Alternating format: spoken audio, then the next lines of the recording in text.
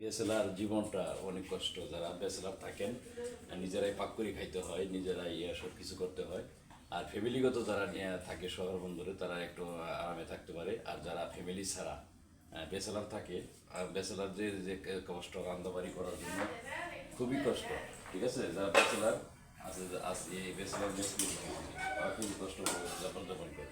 ঠিক আছে, দেখেন এই যে পাক করতেছি, ঠিক আছে, ব্যাচেলার অবস্থা এইভাবে পাক করা হয়।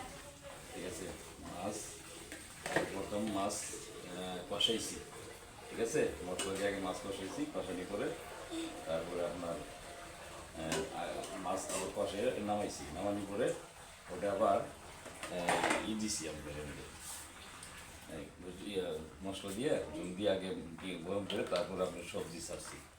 ঠিক আছে, সবজি ছাড়ছি, ওই সবজি যখন অর্ধেক হয়ে রয়েছে ওই সময় আবার ওটার মধ্যে আরও পানি দিছি।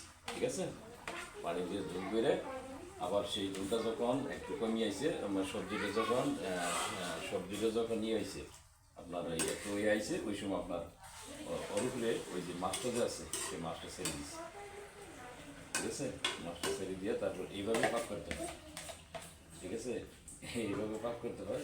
আমি প্রায় প্রায় প্রায় আমি এইভাবে পাক করি। এবং আপনারা যারা ব্যাচেলার আছেন, যে পাকের যে কষ্ট, এইভাবে আপনারা পাক করতে পারবেন। ঠিক আছে, যারা পাকের বেশি কষ্ট, আপনারা এইভাবে পাক করতে পারবেন। আমি যেহেতু বলছি, যত সময় যাব, যত দেরি হবে, এক জিনিসটা বুঝতে হবে যে কতটুকু মশলা লাগবে, কতটুকু লবণ লাগবে, আর কতটুকু মরিচ লাগবে। ঠিক আছে, পেঁয়াজ রসুন এগুলি আপনি ব্লেন্ডারের ফাঁসি ফেসে দিলে সবচেয়ে ভালো হয়। যেহেতু ব্লেন্ডার নাই, আমি এইভাবেই দিছি।